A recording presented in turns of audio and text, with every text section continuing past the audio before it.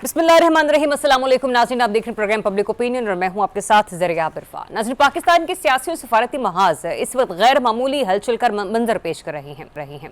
एक जानिब अफगानिस्तान के साथ ताल्लुकात में पैदा होने वाली सर्द महरी और बढ़ती दहशतगर्दी के वाक़यात ने खित्ते के अमन को खतरे में डाल दिया है, तो दूसरी जानिब मुल्क के अंदर आईनी तब्दीलियों और अपोजिशन के एहतजाज ने सियासी दर्जा हरारत को नुक्ता उबाल तक पहुंचा दिया है। तुर्किया एक बार फिर अफगान बहरान में सालसी के लिए मुतहरिक हो चुका है। तुर्क सदर रजब तय्यिप एर्दोगान ने ऐलान किया है कि तुर्की के वज़ीर ख़ारजा, वज़ीर दिफा और इंटेलिजेंस चीफ इसी हफ्ते पाकिस्तान का दौरा करेंगे ताकि इस्लामाबाद और काबुल के दरमियान दोबारा मुज़ाकरात का रास्ता निकाला जा सके। पाकिस्तान के सिफारती ज़राए ने भी इस आला सतही वफ्द की आमद की तस्दीक की है, जबकि ईरान की जानिब से भी सालसी की पेशकश सामने आई है। ताहम सवाल यह है कि अगर अफगान हुकूमत दहशतगर्द गिरोहों के खिलाफ मौसर कार्रवाई से मुसलसल इनकार करती है तो फिर मुज़ाकरात किस बुनियाद पर कामयाब हो सकते हैं। दहशतगर्दी के हालिया वाक़यात, खुसूसन कैडेट कॉलेज वाना पर हमला जिसमें मुलव्वस तमाम दहशतगर्द अफगान शहरी करार दिए गए, और इस्लामाबाद के शहरी पर हमले के सहूलतकारों की गिरफ्तारी वाज़े करती है कि खतरा अब सिर्फ सरहद नहीं बल्कि अंदरूनी नौयत इख्तियार कर चुका है। ऐसे में तुर्किया या किसी भी मुल्क की सालसी उस वक्त तक नतीजा खेज नहीं हो सकती जब तक काबुल अपनी जिम्मेदारियों को तस्लीम ना करे। उधर मुल्क के अंदर हुकूमत ने 27वीं आईनी तरमीम को नहायत तेजी से दोनों ऐवानों से मंजूर करवा लिया है, जिसके बाद अपोजिशन जमातों ने जुम्मे से मुल्क गिर एहतजाजी तहरीक शुरू करने का ऐलान कर दिया है। सवाल ये भी उठ रहा है कि अपोजिशन ने मंजूरी से पहले दबाव डालने के बजाय बादज मंजूरी एहतजाज क्यों चुना, और क्या इससे वाकई कोई आईनी या सियासी तब्दीली रूनुमा हो सकेगी। अपोजिशन रहनुमा इस तरमीम को बाकू तरमीम करार देकर इससे आइन के बुनियादी ढांचे पर हमला रहे हैं, जबकि हुकूमत का मौक़िफ़ ये है कि नई तरमीम से अदालती तनाज़ात ख़त्म होंगे। इन्हीं पर बात करने के लिए इसार राना साहब और रिजवान रज़ी साहब मेरे साथ मौजूद है। रिजवान रज़ी साहब, आपसे आगाज़ कर लेते हैं। सर, सबसे पहले सर, ये जो मीडिएशन का रोल निभाने के लिए तुर्किया और ईरान जो है अपना किरदार अदा करना जा रहा है, और आइंदा हफ्ते तुर्किया का जो वफ्द है वो भी पाकिस्तान आ रहा है। सर, इस मीडिएशन को आप किस हद तक समझते हैं कि ये एक पॉजिटिविटी की तरफ बढ़ने वाला अमल होगा, क्योंकि मुज़ाकरात तो दोहा में भी हुए लेकिन फैसला कुन साबित ना हो सके, और फिर जब हम लोग इतने अपने मासूमों की, चाहे वो शहरी हों चाहे हमारे जवान हों, सर जब इतनी शहादतें हम दे चुके हों तो फिर वहाँ पर ये मीडिएशन का रोल क्या होगा इन फ्यूचर? देखिए, हम अफगानिस्तान के अंदर या काबुल के अंदर बम बरसा लें तो उसके बाद भी फिर बात तो मुज़ाकरात तक की जानी है ना, फिर भी बात टेबल पे बैठ के होनी है। एक मिनट सर, फिर मैं तो ये कहूंगी कि फिर मेरे ख्याल से एक आधा बम हम बरसा दें, ठीक है ना, फिर उसके बाद देखते ना कि अफगानिस्तान वाले वो कैसे रिएक्ट करते हैं। बरसाएंगे। मैं आपको खबर दे देता हूँ, इसार राना साहब अपने विलाग में भी इसका तज़किरा कर लीजिएगा। कल जो काबीना का इजलास हुआ है जिसके अंदर हमने तो यही चलाया है कि 27वीं तरमीम की मंजूरी दी गई है, तो मुझे वहाँ के अंदर से ज़राए ने बताया और जिम्मेदार ज़राए ने बताया कि जनाब वफाकी काबीना ने अफगानिस्तान के अंदर स्ट्राइक करने की अप्रूवल भी दे दी है। अच्छा, फेडरल कैबिनेट? हाँ, और 103 प्लेसेस जो हैं वो लॉक किए गए हैं। ओके। अपना इसार राना साहब, तो इसलिए रोका सिर्फ हाथ इसलिए गया है कि वो तुर्की ने आखिरी हुज्जत मांगी है। मैं सिर्फ तारीख का सितम आपको बताना चाह रहा हूँ जी। वहाँ पे पख्तूनों के अलावा, अफगानिस्तान में पख्तून नेशनलिस्टों के अलावा जितनी भी कौमियतें हैं वो अपने आप को तुर्की और नस्ल कहते हैं, और वो तुर्की और वो जब अफगानिस्तान में हालात उनके लिए ख़राब हों तो वो पनाह लेते हैं ज़्यादातर जाके तुर्की के अंदर, और तुर्की उनको पनाह देता है। ठीक है। इस वक्त भी यूएई और अपना कतर की एयरलाइंस के अलावा जो एयरलाइन अफगानिस्तान में लैंड कर रही है वो तुर्की की है। तो इससे आप अंदाज़ा करें कि तुर्की अफगानिस्तान की 60% नुमाइंदगी के आदर्शों का या जज्बात का अपने आप को नुमाइंदा समझता है। और जब तक हमने तालिबान को बगल में दबाया हुआ था और हम उनके बहुत बड़े प्रोटेक्टर बने हुए थे पूरी दुनिया में, बिलावल साहब हर आलमी फोरम के ऊपर being a foreign minister Taliban का दिफा करते रहे हैं, उस वक्त भी तुर्की हमें देख के हंसा करता था कि आपके साथ होनी बुरी है। तो अब वो वक्त आ गया है कि वो तालिबान ने जब हमें सीधा हुए हैं तो अब तुर्की ने कहा ठहरो ठहरो मैं आपसे इनके मुज़ाकरात करवाता हूँ। तो अब तुर्की जो है वो उनके साथ नेगोशिएट करने जा रहा है। देखिए, उसका स्टेक भी है तकरीबन 5 के करीब एयरपोर्ट्स जो हैं उनका ऑपरेशन इस वक्त तुर्की के पास है, अफगानिस्तान की माफ़ कीजिएगा। और इस सूरत के अंदर वो एक समझिए लास्ट डिच एफर्ट है। आप ये समझिए कि अफगानिस्तान पे हमले के अंदर जो चीज़ें वहाँ पे बरसाई जानी हैं वो तक लोड की कर ली गई हुई हैं, जिस जगह पे लोड होना चाहिए उनको वो तक कसी जा चुकी हैं कमान के ऊपर। तो इसलिए ये कुछ ज़्यादा बात नहीं होगी, सिर्फ तुर्की की रिक्वेस्ट के ऊपर एक दफ़ा फिर इसको, मेरा ख्याल है, मेरी फीलिंग है, मेरे पास इंफॉर्मेशन नहीं है, इसको थोड़ी देर के लिए होल्ड किया जाएगा। लेकिन ये बात आप जहन में रखिएगा कि हैंडलर्स अगरचे खुदकुश हमलावरों के मुकामी थे, लेकिन जो 2 खुदकुश हमलावर हैं उनकी अफगान शहरियत पाकिस्तान ने तमाम ऐसे टेस्ट जो एडमिसिबल एविडेंट काबिल तस्लीम गवाही के ज़िम्मन में आते हैं उस लेवल के ऊपर उनको टेस्ट भी कर लिया है, और ये बात अपने तमाम दोस्तों से शेयर भी कर दी है कि ये उनके डीएनए हैं, ये है और नाउ जो है वो अब नाउ इट्स आवर टर्न। ठीक है, इसारा साहब, आपके नजदीक हमारा रिएक्शन, हमारा रिस्पांस क्या होना चाहिए? वी वेलकम के तुर्की डेलीगेशन अगर वो पाकिस्तान आता है और ईरान भी इसके अंदर सालसी का किरदार अदा कर रहा है, लेकिन क्या तब तक हमें खामोश रहना चाहिए? क्योंकि मैं ये बात इसलिए भी कर रही हूँ, गुज़िश्ता रोज ये खबर इंटरनेशनल मीडिया पर खासी गर्दिश कर रही थी कि श्रीलंकन टीम पाकिस्तान में अपने मैचेस नहीं खेलना चाह रही थी, वो पाकिस्तान से जल्द बाहर चली जाना चाहती थी, लेकिन फिर फील्ड मार्शल साहब ने अपना रोल प्ले किया, मोहसिन नकवी साहब भी इस दौरान जो थे वो हरकत में आए, और फिर किसी तरीके से जब उन्हें अमन अमान की यकीन दहानी करवा दी गई, जब फौज ने बावर करवाया कि वो उन्हें सिक्योरिटी प्रोवाइड करेंगे, तो उसके बाद जाके श्रीलंकन टीम जो है वो पाकिस्तान में रहने और बाकी मैचेस खेलने के ऊपर आमादा हुई। तो सर हमें तो नुकसान फिर है ना हर एक एवेन्यू से, अगर हम देखें तो। देखिए, एक तो अगर कल खुदा न खास्ता श्रीलंकन टीम वापस चली जाती तो पाकिस्तान के इमेज को बहुत बुरा नुकसान पहुंचना यकीन। और एक अरसे बाद हम दुनिया को ये बावर कराने में कामयाब हुए थे कि पाकिस्तान के ग्राउंड और पाकिस्तान महफूज है, तो ये एक बड़ा नाकाबिल तलाफ़ी नुकसान होना था। और मैं मोहसिन नकवी साहब और फील्ड मार्शल साहब की इस एफर्ट को बहुत सराहता हूँ कि उन्होंने एक अच्छा काम किया। बिल्कुल। वक्त निकाल के शहबाज शरीफ साहब को भी अपना किरदार अदा करना चाहिए था, क्योंकि ये सियासी हुकूमतों का काम होता है, सियासी इंगेजमेंट ममालिक के साथ। एनीवे, दूसरी चीज़ ये कि ये जो आप अफगानिस्तान की कह रही है ना, मुझे ऐसा लगता है रजी भाई के पास तो अंदर की खबर होती है ना, और जब ये मतलब कोई बात पक्की हो और उसे वैसे कहना चाहते तो कहते कि देखे मेरा ख्याल है, मैं खबर नहीं दे रहा। तो मेरा तजिया है कि अफगानिस्तान में आने वाले चंद दिनों में एक अंदरूनी खाना जंगी शुरू हो सकती है। अच्छा। और शुमाली इत्तेहाद जो एक अरसे से खामोश था वो भी पर तोल रहा है। वहाँ पे हक्कानीज़ और मुल्ला याकूब के दरमियान भी कन्फ्रंटेशन जो है वो आहिस्ता आहिस्ता बढ़ रही है। मुल्ला अब्दुल गनी ब्रादर्स के हवाले से भी लोगों के अंदर मुखालफत और नफ़रत जो है वो बढ़ रही है। तो मुझे ऐसा लगता है कि अफ़गानिस्तान एक बार फिर एक खाना जंगी का शिकार होने जा रहा है, और हो सकता है मेरे को खबर नहीं है, मेरा तजिया है कि ये सारे मामला से पहले ही वहाँ कोई रिजीम चेंज ना हो जाए और कोई बहुत बड़ा ब्लड शेड ना हो जाए।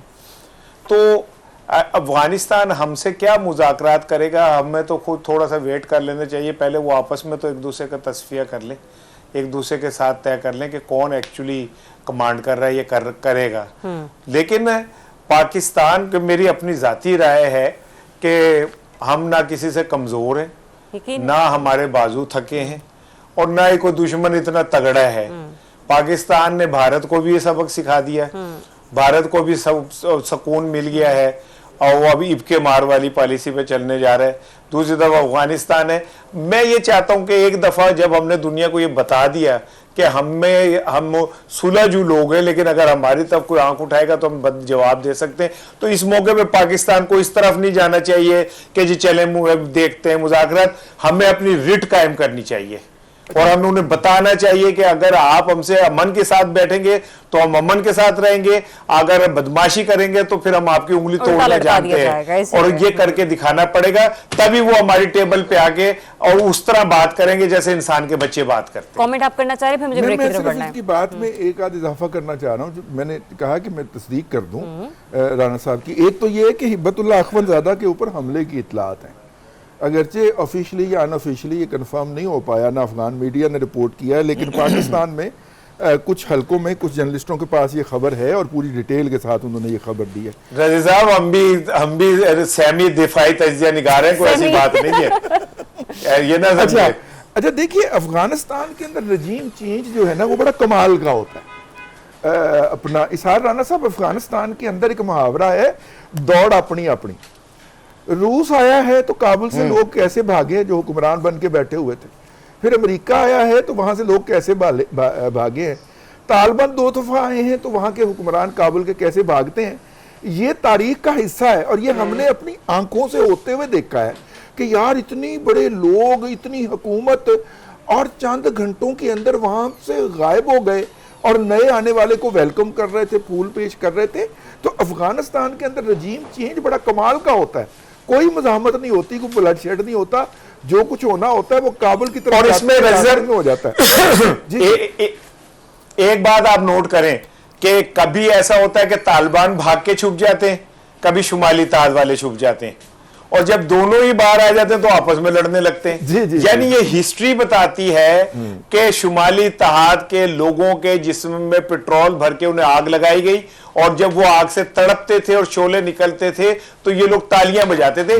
तो इससे अंदाजा कर लें कि इन लोगों के अंदर इंसानियत कहां पे खड़ी हुई है। बिल्कुल सही। मैं देखे एक बात आपको क्लियर बताऊं कि है तो हम सब कलमा गो ना, हम सब अपने आप को मुसलमान क्लेम करते हैं, तो ये कौन सी लड़ाई है, किसकी लड़ाई लड़ रहे हैं जो हम एक दूसरे का गला काटते हैं और हम समझते हैं कि हम कोई बड़ी खिदमत कर रहे हैं। ये कौन से किसकी प्रॉक्सी लड़ाइयां हैं जो ये लोग यहां पे लड़ते हैं और मजहब के नाम पे लड़ रहे होते हैं, और फिर उसको नाम भी देते हैं इस तरह के। तो मेरा ख्याल है कि इस बार पाकिस्तान को जीरो टॉलरेंस का मुजाहरा करना चाहिए। अच्छा, मैं इस बात पे खड़ा हूं कि एक दफा, हाँ, मैं राना साहब आपके लिए भी एक सवाल है और सब आपके लिए भी। डोनाल्ड ट्रंप हमारी ना तो तारीफें करते क्या कहते हैं थकते हैं, और फिर जितनी जिस हद तक उन्हें पाकिस्तान से मोहब्बत हो चली है, ऐसा लगता है कि अब तो उनके हर एक बयान में कहीं ना कहीं पाकिस्तान होता ही है। सर, पाकिस्तान में बैक टू बैक इतनी दहशतगर्दी की कार्रवाइयाँ हो गई, पाकिस्तान बमांगे दोहल कह रहा है कि, और उसके अपने पास जो सबूत हैं उनकी इन्वेस्टिगेशन के तहत हमारी सिक्योरिटी जराए यही बार बार क्लेम कर रहे हैं कि इन सबके पीछे अफगानिस्तान है। सर, लेकिन आपको लगता है कि वॉशिंगटन से भी कोई ना कोई बयान आना चाहिए? राना साहब, आप भी पहले जवाब दे दीजिए, फिर मैं आपसे भी ले लेती हूँ। वैसे तो मुझे लगता है कि ट्रंप थक गया, काफी दिन से हमारी तारीफ नहीं हुई। मैंने उन्हें मैसेज भी किया कि भाईजान जरा तारीफ कर दें, आपकी मेहरबानी है, हमारे हौसले बढ़ जाते हैं। और हाँ, लेकिन वो कहता है कि नहीं, अभी जब मेरी भारत से प्रॉपर डील हो जाएगी ना फिर मैं देखूंगा। अच्छा। तब तक ही तो मैंने भारत को डराया था और तुम्हें हीरो बनाया था। अब जरा मेरी डील होने लगी, 200-250 अरब का मामला है, तो जरा तुम खामोशी इख्तियार करो, पहले मुझे अपने असला बेच लें दो, फिर तुम्हारी लड़ाई करा दूंगा, फिर सुलह भी करा देंगे। अच्छा, तो ये रीजन आपको लग रही है कि जिसकी वजह से डोनाल्ड ट्रंप इस वक्त थोड़े से आपको लग रहा है कि खामोश हैं, वो पाकिस्तान के हवाले से कोई स्टेटमेंट पास ऑन नहीं कर रहे साहब? You take on this. देखिए, मेरा नहीं ख्याल कि इस वक्त जो थोड़ा बहुत जो गुडविल है या जो इस इलाके के अंदर इन्फ्लुएंस है, वो एक मतलब कि पाकिस्तान, तुर्की और आज़रबाईजान का with the support of China एक अलायंस उभर रहा है। और ये अलायंस जो है इस रीजन के अंदर मुख्तलिफ मामलात को सेटल करने की कोशिश करता है। कलीमुल्लाह से सलीमुल्लाह और सलीमुल्लाह से कलीमुल्लाह वाला गेम जो है वो पाकिस्तान और तुर्की खेलते हैं। ईरान की इसराइल के साथ जो जंगबंदी हुई थी वो एक इसकी आला मिसाल थी। उसमें पाकिस्तान ने फ्रंट से लीड किया था, तुर्की बैक सीट पे था। अब ये वाला जो अफगानिस्तान वाला मामला है, अब पूरी दुनिया को पता है कि अफगानिस्तान जो है अमेरिकन असले के ऊपर इंडिया की हलाशेरी के साथ पाकिस्तान को तंग करने के मूड में है और ये टारगेट करके बैठा हुआ है।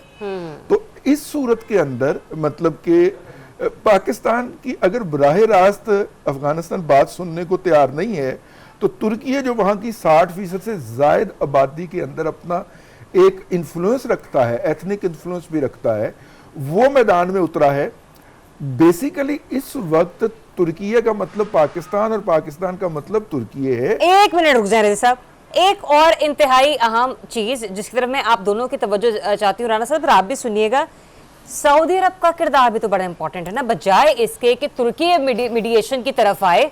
आपको पता है हाल ही में पाकिस्तान और सऊदी अरब के दरमियान जो एक मुआहदा हुआ कि सऊदी अरब पर हमला पाकिस्तान पर तस्वर होगा, पाकिस्तान पर हमला सऊदी अरब पर तस्वर होगा। तो फिर आपको नहीं लगता कि जहां पर सालसी की पेशकश तुर्क सदर और ईरान की जानिब से आई है, वहीं पर सऊदी अरब का किरदार भी उतना ही इंपॉर्टेंट है? देखिए, सऊदी अरब ने अपना किरदार अफगानिस्तान में बहुत महदूद कर लिया हुआ है, मैं आपसे अर्ज करूं। अच्छा। और मैं जो बार बार अर्ज कर रहा हूं ना कि वो तुर्कियन नस्ल है, 60% अफगान जो है अपने आप को तुर्कियन नस्ल कहते हैं, तो उसकी वजह बुनियादी तौर पे ये है। और ये दोहा मुज़ाकरात का जब आगाज हुआ था तब की बात है, जब हमने भी उसमें हिस्सेदार बनने की कोशिश की थी, तो अफगान तालिबान ने हम दोनों को, तुर्की को भी और पाकिस्तान को भी, उसमें से काट दिया था और वो जाके कतर की गोद में बैठ गया था।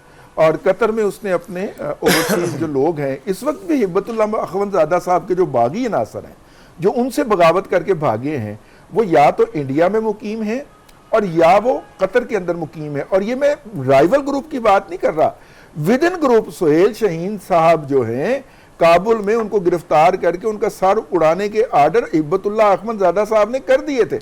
वो भागे एयरपोर्ट गए, पहली अवेलेबल फ्लाइट जो थी वो दिल्ली की मिली, वो उस पर बैठ के चले गए। उस वक्त पाकिस्तान की स्पेस खुली थी अफगानिस्तान और इंडिया के लिए। तो कहने का मतलब ये है कि वो तो इस वक्त मसरूफ हैं, मतलब वो इस वक्त कतर उनके मफादात को लुक आफ्टर कर रहा है, इमदाद भी देता है, कभी कभी वहाँ पे तामीर नौ के अंदर भी हिस्सा डालता है। सऊदी अरब का वो किरदार नहीं है अफगानिस्तान के अंदर, और अफगानिस्तान ने खास तौर पे, सऊदी अरब ने खास तौर पे पाकिस्तान के पलड़े में अपना वजन डाल के अपने आप को एक पार्टी डिक्लेयर कर लिया हुआ है। तो इसलिए मेरा नहीं ख्याल कि अब सऊदी अरब का वो इन्फ्लुएंस हो पाएगा इन मामले पे। चलें इसाराना साहब, सऊदी अरब का इन्फ्लुएंस अगर हम अफगानिस्तान की तरफ ना लें, लेकिन फिर भी पाकिस्तान के हवाले से आपको नहीं लगता कि कोई एक आधी स्टेटमेंट वहां की तरफ से जरूर आनी चाहिए थी, ऑफिशियल स्टेटमेंट? क्योंकि मैं तो उस मुआहदे का ही जिक्र करके हवाला दूंगी कि यहाँ पर हमला, वहां पर हमला तस्वुर होगा, वहां पर हमला, इधर हमला तस्वुर होगा। एक्चुअली तो जो मुआहदा है, शायर ये कहना चाहता है कि अगर सऊदी अरब को कभी हमारी ज़रूरत पड़ी तो हम हाजिर होंगे। अच्छा। और अगर हमें ज़रूरत पड़ी तो सऊदी अरब तेल उधार दे देगा हमें, और वो जो 2-3 अरब डॉलर उसने हमारे पास रखवाए हुए हैं, जिनको हम कहते हैं कि हमारे ज़र मुबादला के ज़खायर बढ़ गए, हम उसके ऊपर तकिया करेंगे। इतनी हमारा दिफाई मुआहदा है। वो हमारा मुआशी बदहाली का क्या नाम है हिफाजत करेगा, हम उसकी ओवरऑल हिफाजत करेंगे। लेकिन एक सवाल पैदा होता है कि ये जो इंडिया का और अमेरिका मतलब वो हमें इकोनॉमिक डिफेंस देगा, हम उसे एक्चुअल सिक्योरिटी डिफेंस नहीं, डिफेंस नहीं देगा। अच्छा। नहीं, हमें इकोनॉमिक डिफेंस नहीं देगा। हाँ। हमें मुआशी तौर पे मरने नहीं देगा। अच्छा। सेहतमंद नहीं करेगा। हमें उधार तेल दे देगा, कुछ पैसे देके हमारे अकाउंट्स में रखवा के कहेगा चलो ये रख लो, बस इससे ज्यादा नहीं करेगा। ठीक है। और क्या कहते हैं, वो जो हमारी इन्वेस्टमेंट आनी थी और वो सारा वो इंडिया में जाके करेगा। $1 ट्रिलियन की इन्वेस्टमेंट इंडिया में करेगा, सानू लारियां ते रखेगा। ठीक है। और हम उसकी याद में बूढ़े हो जाएंगे और ब्याह वो किसी और से कर लेगा। लेकिन सवाल ये पैदा होता है कि अमेरिका ने जो इंडिया से 10 साल का मुआहदा किया है, उसमें अगर हमारी इंडिया से हुई तो अमेरिका कहां खड़ा होगा? सही। क्या अमेरिका तब भी हमारी तारीफ करेगा? क्या अमेरिका तब भी हमें कहेगा कि बल्ले बल्ले मेरा जिससे दिफाई मुआहदा और ये तय है कि अगर उससे लड़ाई हुई तो मैं उसके पीछे खड़ूंगा, तो क्या तब भी वो हमें कहेगा कि जी हम बहुत जबरदस्त लीडर हैं, या हमारी तारीफ करेगा? ये $100 मिलियन क्वेश्चन सवाल है। अगर इसका आप जवाब दे देंगे तो मैं वो पैसे कौमी खजाने में जमा करवा दूंगा। मेरे पास जवाब है, मुख्तसर रखिए। फिर मेरी गुजारिश है MBS साहब से, तो फौरी तौर पे जो है वो कम अज कम कोई 2-3 करोड़ दिरहम जो है वो मेरे भाई के अकाउंट में जमा कराएं ताकि इसकी भी माली हालत जो है वो ठीक हो, अदायगियों का तवाज़ुन ठीक हो, बच्चों की फीसें अदा हों। एक तो मेरी ये है। नहीं, मेरी तो सिर्फ इतनी छोटी सी रिक्वेस्ट है कि राना साहब का जो यूट्यूब अकाउंट है ना, बस उसको बहाल करवा देंगे, ठीक है राना साहब, बाकी वो अपनी हिस्से की कमाई खुद ही कर लेंगे। इस्लामाबाद के अटैक के ऊपर नहीं, एक जुमला जरा मेरा एक जुमला लेना है आपने। सऊदी अरब की तरफ से बड़ी स्ट्रॉन्ग वर्डेड स्टेटमेंट आई है इस्लामाबाद के अंदर अटैक के ऊपर और उसके जिम्मेदारों को मंतकी अंजाम तक पहुंचाने में, और सऊदी अरब की अपनी कमिटमेंट का इजहार कि वो पाकिस्तान के साथ खड़ा है। अगर भाई ने ये नहीं देखी तो मैं उसके लिए मैं अपने आप को कसूरवार समझता हूँ कि मुझे आपको दिखानी चाहिए। जी राना साहब, क्विकली मैंने ब्रेक लेनी है। अच्छा जरिया, मैं जहाँ पे नहीं एक जुमला सुनो, जहां सऊदी अरब मुझे 2-3 करोड़ रियाल भेजेगा ना, मेरा ऑन एयर वादा है आपसे कि उनमें से 2 करोड़ में भाई को सेनेटर बनाने पे खर्च कर दूंगा। मेरा भाई जो है रजी सेनेट में जाके बैठे, इसके लिए मुझे अगर फाटा के, बलूचिस्तान के, केपीके के, एएनपी के, बीएनपी के, नसीमा साहिबा और इन सबको अगर मुझे इनकी खिदमत करनी पड़ी तो 2 जो करोड़ लेकिन मेरा इख्तिलाफ है राना साहब, अपने दादा के लिए खर्च दूंगा। मेरा इख्तिलाफ है राना साहब आपकी इस ख्वाहिश के ऊपर। रजी साहब सुन लीजिए, ऐसे नहीं कि मैं आपको सेनेटर के हैसियत में देखना नहीं चाहती, मेरा इख्तिलाफ इसलिए है कि आप नून लीग के तो सेनेटर सर कभी मुंतखब ना हो, आजाद हैसियत में मुंतखब हो जाएं, वो हमें काबिल कबूल है। वो इसलिए देखिए जिंदगी बहुत अल्लाह ताला के हाथ में है, हम में से किसी ने नहीं रहना, दुनिया फानी है तो हम इंसान भी फानी है। एक शख्सियत के इंतकाल पर इशाइये भी चल रहे हैं, मेल मुलाकातें भी चल रही हैं, इजलास मुलतवी ना हो सके, कुछ एक ऐसा नहीं देखा गया। तो ये मुझे उनके अहले खाना के साथ भी हमदर्दी है सेंटर इरफान सिद्दीकी साहब मरहूम के, कि कम से कम वो इतने दरीना साथी तस्वुर किए जाते थे नवाज शरीफ साहब के जिसका कोई मोल नहीं। हत्ता कि लंदन से जब पाकिस्तान उनकी वापसी थी तो उसमें भी वो मरहूम शख्सियत उनके साथ साथ उनके शाना बशाना थी, तो कम से कम इतना तो वो और उनके अहले खाना डिजर्व करते थे। अब आपकी इजाजत से एक ब्रेक ले लूँ, मैं जरा से वापस आते हैं, स्टे ट्यून्ड। जी वेलकम बैक वंस अगेन। नाज़रीन, बाकायदा तौर पर आज कौमी असम्बली के ऐवान से शिकवार मंजूरी के बाद जो आइनी तरमीम है वो पहुंची सदर मुमलिकत के पास, जिन्हें तो वैसे भी माशाल्लाह इस आइन ने इस्तिस्ना दे दिया है। उन्होंने बहरहाल साइन किए और ये अब कानूनी तौर पर पाकिस्तान का आइन बन चुकी है। वो तमाम तरमीम जो कि 27वीं तरमीम की हैसियत में पेश की गई थी। बहरहाल आज थोड़ी बहुत बैरिस्टर अली ज़फ़र साहब, सेनेटर हुमायूं अहमद साहब और इसके अलावा भी दीगर शख्सियात ने असम्बली में अपने तहफ़्फ़ुज़ात का इजहार किया। फ्लोर क्रॉसिंग के ऊपर भी खासे दिलचस्प मुकालमे सुनने को मिले, लेकिन बावजूद इसके मामलात आगे चलते बने। अब जो एक क्या कहते हैं फैसला किया है अपोजिशन ने, वो ये है कि तहरीक चलाई जाएगी और जुम्मे के रोज़ जो है बाकायदा तौर पर इस तहरीक का आगाज़ किया जाएगा। राना साहब, अपोजिशन की इस तहरीक से कोई रत्ती बराबर भी फ़र्क पड़ेगा पाकिस्तान की जो इस वक्त पॉलिटिकल सिचुएशन है? ये तहरीक इतनी ही होगी जितनी चाय के अंदर आप चमचा फेरते हुए चीनी को मिक्स कर लेते हैं ना, उतना वक्त लेगी बस। हाँ ठीक है, और कुछ नहीं होनी, ठीक है ना। ये जो लोग ये समझ रहे हैं कि वो कोई तहरीक चला सकते हैं, आई एम सॉरी, शायद ये आप लफ्ज़ प्रॉपर ना हो, एडिट कर दीजिएगा कि ये सियासी टटीरिया प्रोग्राम की कार्रवाई से अगर आप समझें, क्योंकि मुझे आप में भी एक अयाज सादिक नजर आता है, अल्लाह अकबर, ना करे राना साहब, करने पे तैयार नहीं है। यार आप तो इरशाद पट्टी वाली बात ना करें यार, मेरा मतलब है आपको हम आला रेट करते हैं। नहीं राना साहब, मैं क्या नाम है, इरशाद भट्टी साहब की भी बहुत इज्जत करता हूँ और मैं उन्हें किसी से कम नहीं समझता, लेकिन मैं चूंकि आप इस आराना थे, मैं तो अपनी गल आप करदा, तो मैं ये समझता हूँ कि ये तहरीक शरीक का कोई फायदा नहीं होना। अच्छा, ये आप ऐसे ही है जैसे एक जुराब अपनी उतार के उस वाली इस पैर में पहन ले, इस वाली उतार के इस पैर में पहन ले, जुराबें वही रहनी है, पैर भी वही रहने, क्योंकि जो शख्स अडयाला में कैद है उसकी लड़ाई और उसके मामलात इस तरह की छोटी छोटी तहरीकों शरीकों से कुछ नहीं होना इनसे। वो कुछ और मामलात हैं, कोई और मसाइल हैं, ये अपना मनोरंजन रखने के लिए कर लें। मैं आपको एक बात बता दूं, मेरी क्या कहते हैं कैलकुलेशन है कि पीटीआई के 99% अरकान और अहम ओहदेदार नहीं चाहते कि इमरान खान बाहर आए, क्योंकि उन्हें पता है कि अगर वो बाहर आया, अभी तो हम पुलिस से मिलके 2 तस्वीरें बनवा के घर जाके बैठ जाते हैं, खुद ही छापा पड़वा लेते हैं। वो बाहर आया तो उसने कहना कि जी आओ जी बनी गाला के बाहर बैठो आके, आओ जी आप जमान पार्क बाहर आके बैठो, आओ मेरे साथ निकलो, ऐस जोगे नहीं के। सो ये तरीके वेरीके बस मनोरंजन के लिए होती हैं, चलनी चाहिए।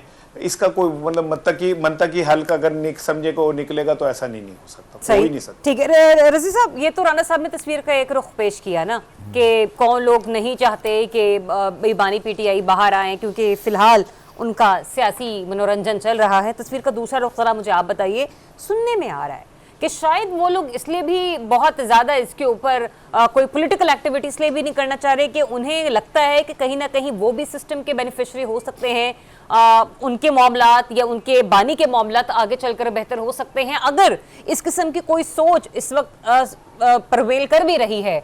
आपको इसमें कितनी हकीकत नजर आ रही है और उसके किस हद तक इम्कानात हो सकते हैं?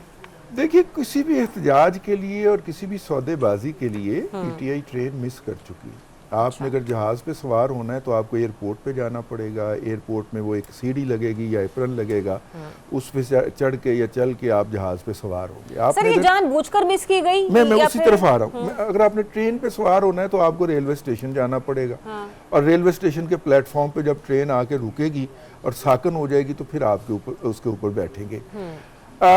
पीटीआई के पास बहुत अच्छा मौका था 27वीं तरमीम के लिए, वो अपने 74 या 85 जितने भी अरकान हैं उनको एक्टिवेट करते, एक तो अपनी पॉलिटिकल स्ट्रेंथ शो करते, और जो लोग लॉयल्टीज जिनकी लॉयल्टीज उनको मशकूक थी उनको एक प्लेटफॉर्म पे लेके आते और असेंबली के अंदर उसकी मुज़ाहमत करते। कोई बात नहीं, कमेटियों से इस्तीफा दे दिया हुआ था, कोई बात नहीं थी, लेकिन अगरचे गाड़ियां अभी तक वापस नहीं की और कमेटियों के वो अलाउंसेस भी ले रहे हैं, लेकिन चलिए हम कहते हैं कि उन्होंने इस्तीफा दे दिया था, लेकिन वो ऐवान के अंदर जाते, सारे अरकान अंदर जाते, यक जुबान हो के 75 लोग अगर ऐवान में खड़े हो जाएं। राणा साहब, मैंने रिपोर्टिंग कर रखी है पार्लिमानी कुछ अरसे के लिए, तो 75 अरकान जो है ना ऐवान को उल्टा सकते हैं। ठीक है, अगर उन्होंने ये नेगोशिएट करना था, लेट्स से कि उन्होंने ये नेगोशिएट नहीं करना था बकौल राणा साहब की बदगुमानी के, अगरचे मैं राणा साहब की इस पहलू से बहुत मायूस हूं कि वो इतने ज़्यादा बदगुमान हैं। अगर इनकी बात मान ली जाए कि वो कंप्रोमाइज्ड हैं और वो चाहते नहीं हैं, इवन देन ऐवान के अंदर जाके ही वो नेगोशिएट कर सकते थे ना, या उस वक्त राब्ते में आके कि यार ये आपने तरमीम करवानी है तो थोड़ा सा हमसे भी बरकतें लेते जाए, हमारे से भी सर पे प्यार ले लें, हमसे भी दुआएं ले लें, यूनानिमस हो जाएगी, लेकिन इसके बदले बताएं आप हमें क्या स्पेस देते हैं। वो ट्रेन हो गई है मिस। अब आप देखिए, इसकी हैसियत कश्मीर का खसूसी स्टेटस कंप्रोमाइज होने के बाद इतवार के रोज़ या जुमे के रोज़ आधा घंटा आप 9 से 9:30 बजे धूप में खड़े होंगे, इसके अलावा और कुछ नहीं होगी इसकी हैसियत।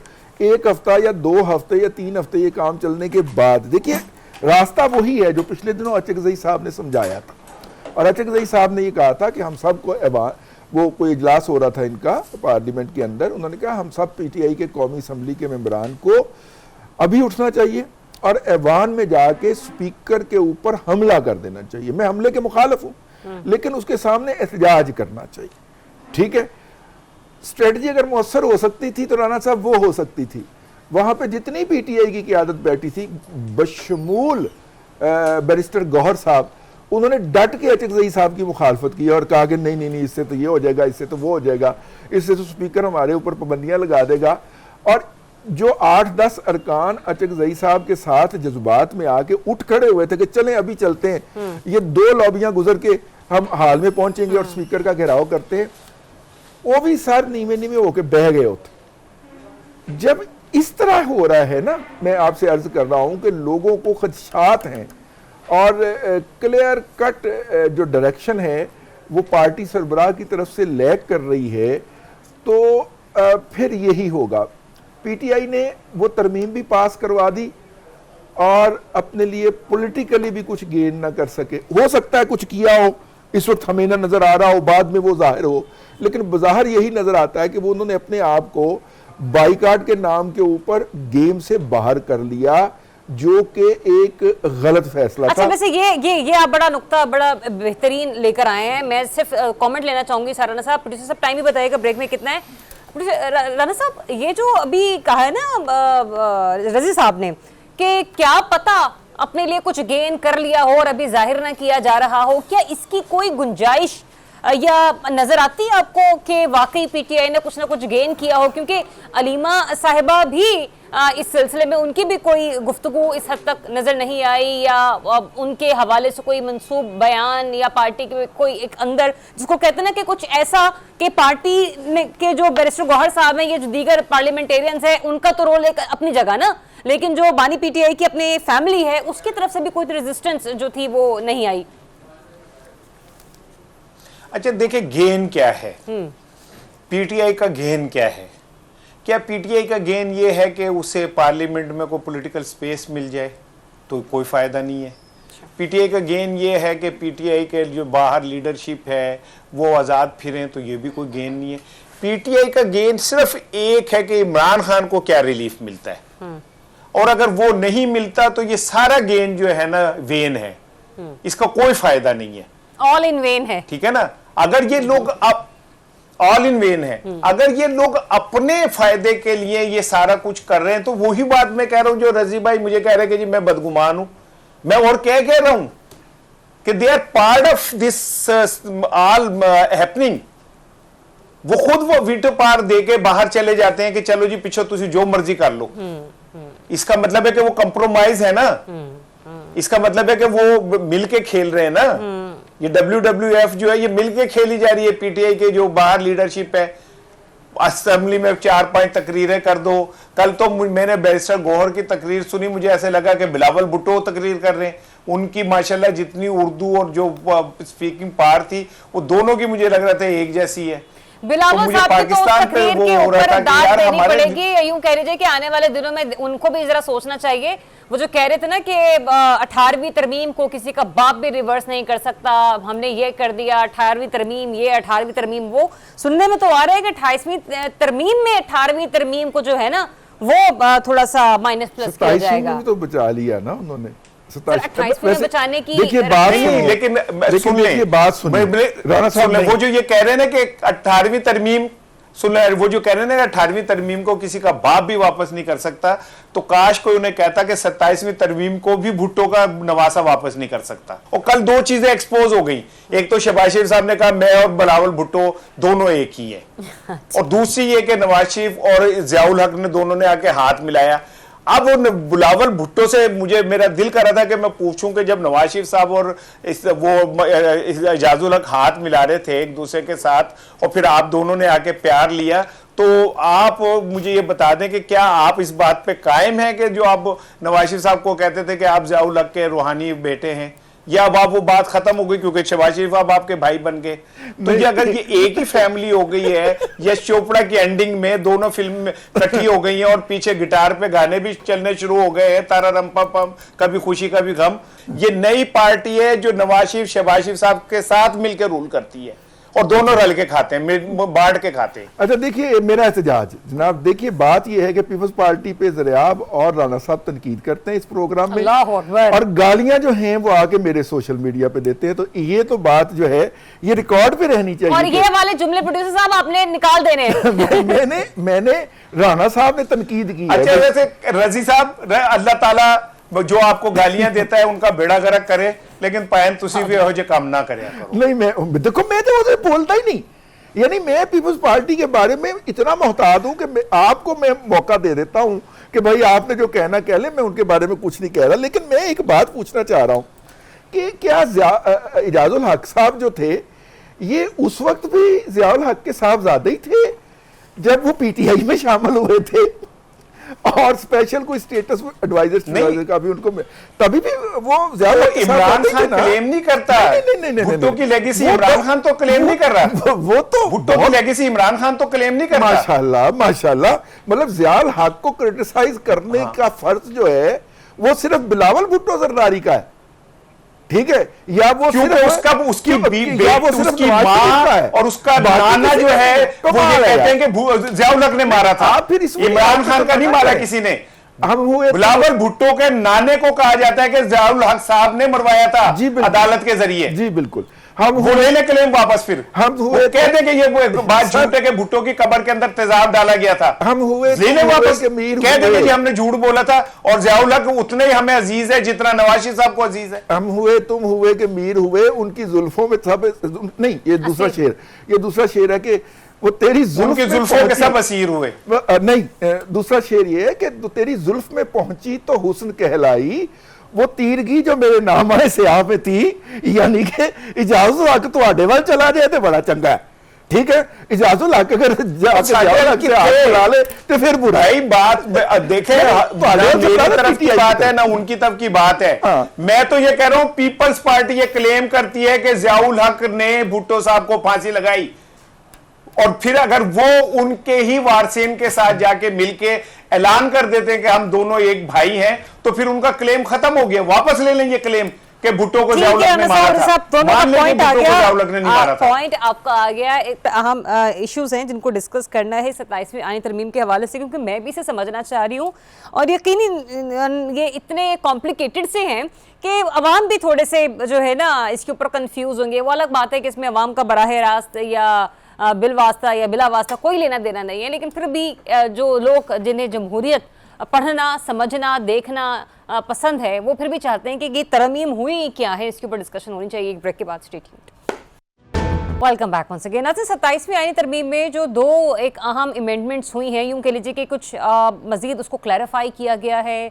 ये इसके ऊपर मैं बात इसलिए करना चाह रही हूँ क्योंकि ये कुछ टेक्निकल नोट्स थी कि जिनको मैनेज करना ज़रा ज़रूरी हो चुका था। अच्छा, एक तो मामला ये है कि चीफ जस्टिस याहिया आफरीदी ही चीफ जस्टिस ऑफ पाकिस्तान और सीनियर तरीन जज होंगे। दूसरा ये कि याहिया आफरीदी साहब के बाद जो सीनियर जज होगा वो चीफ जस्टिस ऑफ पाकिस्तान होगा। अब ये मुझे थोड़ा सा मैंने अपने लिए भी समझना है। हाँ साहब, क्योंकि इस वक्त सुप्रीम जुडिशल काउंसिल मौजूद नहीं है।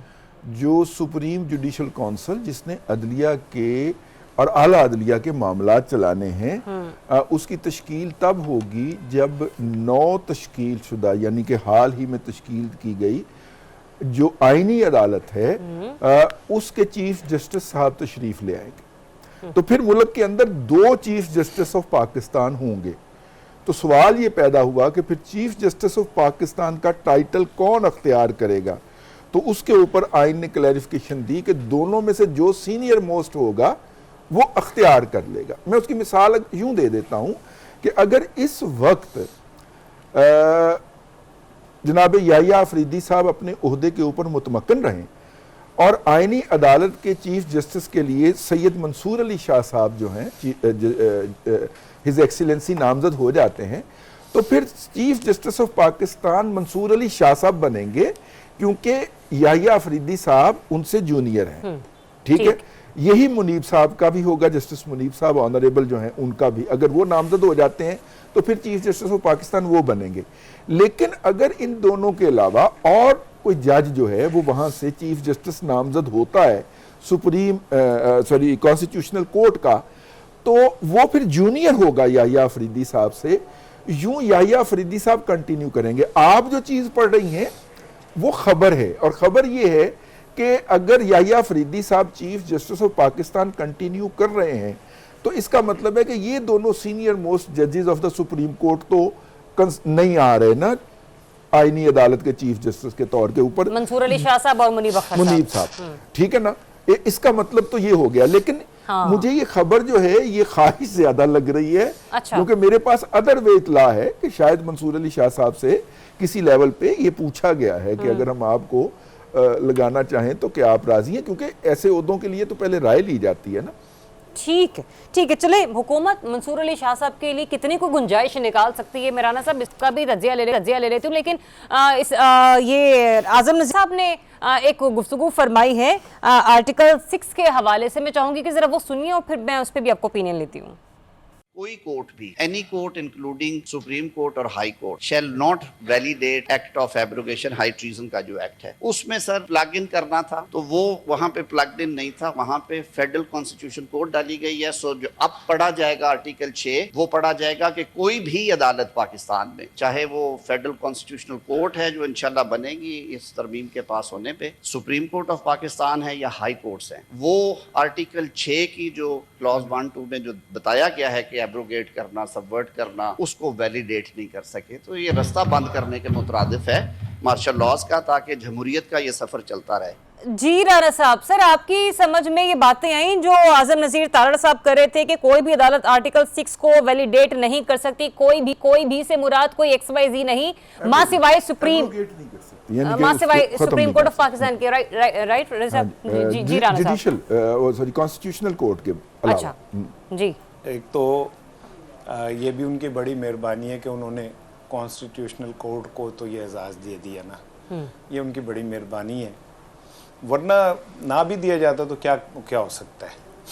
और वैसे भी अगर फ़र्ज़ करें कि ये कानून हो भी तो उससे कहीं को माजी में कोई इस कानून से हुआ कुछ जो इससे अब हम ये करें। लेकिन क्या कहते हैं, मैं बात करना चाह रहा था मंसूर अली शाह साहब की तरफ। तो देखें, इस आइन में मंसूर अली शाह साहब के लिए उतनी गुंजाइश है जितनी इस आइन में इमरान खान के लिए है। और अब उन्होंने देखे ना क्या एहतमाम है, क्या शानदार टाइमिंग जो है ना वो बड़ा मैटर करती है। जैसे क्या कहते हैं, नवाज शरीफ साहब उस दिन पाकिस्तान आए थे जिस दिन काजी फाइज ईसा साहब ने हल्फ उठाया था ना चीफ जस्टिस का। टाइमिंग कि या ठक करके काजी साहब ने हल्फ उठाया, वहां ठक करके नवाज शरीफ साहब आ गए, या ठक करके क्या नाम है, जब इनकी सीनियरिटी खत्म होगी तो ठक करके या अफरीदी साहब जो हैं उनका टेन्योर पूरा हो जाएगा। और वज़ीर आज़म साहब ने तो बाकायदा अपनी तकरीर में उनका शुक्रिया अदा किया कि जनाब आपकी मुआवनत से ये सारे कानून बने। वो कल की तकरीर हुआ, अगर आप उनकी सुने तो उन्होंने शुक्रिया अदा किया कि ये 27वीं तरमीम में आपकी जो कीमती राय है उसके बाद ये सारे इतने अजीम इनकलाबी कानून जो हैं अदालती बने हैं। तो आप क्या समझ रही हैं कि ये तरमीमात या ये सारा कुछ कोई मंसूर अली शाह साहब या मुनीब साहब के लिए हुआ है, उनको रोकने के लिए हुआ है? ये जब वो आराम से क्या कहते हैं घर बैठ जाएंगे, वो फारिग हो जाएंगे, फिर कोई और आ जाएगा, फिर जो भी आएगा अपने ही है, जिन्हों इट पुटो अपना ही निकलेगा विचो, अड्डी केड़ी गाल है। तो वो मेरा ख्याल एक ऐसा इकदाम है, इससे आइन मजबूत होगा, इससे पाकिस्तान में मैं तो ये नहीं आपको तो मौका है, आपको मौका नहीं मिलना तो और किसको मौका मिलेगा? मैं तो ये आर्टिकल 6 की बात मेरे से इसलिए बहुत जरूरी है मेरे से करवाई जानी। मेरे पास खिलाफ 2 दफा आर्टिकल 6 का मुकदमा हुआ। एक दफा पाक फौज के डिप्टी जनरल ने फाइल किया था और दूसरी दफा जो है वो जमहूरी हुकूमत ने फाइल किया था, जो कि जमहूरी कहने की दावेदार थी। तो खैर वो जो पहला जो मुकदमा हुआ था वो हाई कोर्ट में एक दरख्वास्त दी गई थी कि हुकूमत को हदायत की जाए कि वो रिजवान रजी के खिलाफ कलम से दहशत गर्दी करने की बुनियाद के ऊपर मुकदमा करे। तो फिर मुझे उस मुकदमे में रगड़ा खाते हुए पता चला कि कोई भी शख्स किसी के खिलाफ आर्टिकल 6 का मुकदमा नहीं करवा सकता। आर्टिकल 6 के अंदर मुद्दाई हमेशा रियासत होती है, पहली बात। और दूसरी बात यह है कि अगर इसके अंदर आपको कोई रिलीफ मिलना है, जो मैं ये समझाऊं, तो हाई कोर्ट और नॉर्मल सुप्रीम कोर्ट की बजाय आईनी सुप्रीम कोर्ट में आपको मुकदमे का इंतजार करना पड़ेगा कि आपका लगे। और इस वक्त 30,000 के से थोड़े से कम है, 28,000 को कहते हैं, कोई कहते हैं 29,000 मुकदमात जो हैं वो पेंडिंग हैं। अगर कोई बंदा दरखास्त दे दे DCO को कि इसार राना साहब ने ये बात कह के आर्टिकल 6 की वायलेशन की है, तो इसार राना साहब को पकड़ के जेल में टाक दिया जाएगा। और जब तक सुप्रीम कोर्ट में अगले 3, 4, 5 साल तक उसकी बारी नहीं आती, क्योंकि याया अफरीदी साहब कह चुके हैं कि फर्स्ट कम फर्स्ट सर्व की बेसिस के ऊपर होगा। पहले जो मुकदमात पेंडिंग है उनका हम फैसला करेंगे, फिर नए मुकदमात को टेकअप करेंगे, एक्सेप्ट PTI, क्योंकि उसके मुकदमात फौरन लग जाते हैं। अब अगर वो होगा तो मेरा भाई इसार राना तो अगले 8-10 साल बगैर किसी जुर्म के अपनी बेगुनाही साबित करने के लिए जेल में बैठा रहेगा कि मुकदमा टेकअप हो, वकला के दलाइल हो। भाई ये वाला जो है इसके लिए हमें मुतालबा करना चाहिए, क्योंकि हमारे खिलाफ ये मुकदमात आने हैं। ठीक है ना। तो ये होना चाहिए कि इसका प्रोसीजर वाजे कर दें ताकि इसको प्रायोरिटी की बुनियाद के ऊपर कि बंदे को बेगुनाह आप अंदर ना टाक दें। चूंकि 2 दफा मेरे खिलाफ हो चुका है तो इसलिए मैं ज्यादा कॉन्शियस हूं इस सवाल। ठीक है, आपने वाजे कर दिया यहाँ पर प्रोसीजर वाजे किया, प्रोसीजर हाँ वाजे कर दिया। एंड लेट्स सी कितनी जल्दी जो है वो आईनी अदालत का क़याम अमल में लाया जाता है और कौन होंगे आईनी अदालत के जाने वाला वक्त ही बताएगा। लेकिन ये बड़ा इंटरेस्टिंग होगा कि कहाँ से लाया जाता है आईनी अदालत का जज, क्योंकि मुझे तो वो सरफराज डोगर साहब भी याद हैं, उनकी जिस तरीके से अपॉइंटमेंट हुई, उन्हें जिस तरीके से लाहौर से इस्लामाबाद लेकर आया गया। सो स्टे ट्यून, तब तक के लिए अपना ख्याल रखिए। मुझे साराना साहब और अजीज साहब को दीजिए इजाज़त। अल्लाह हाफिज़।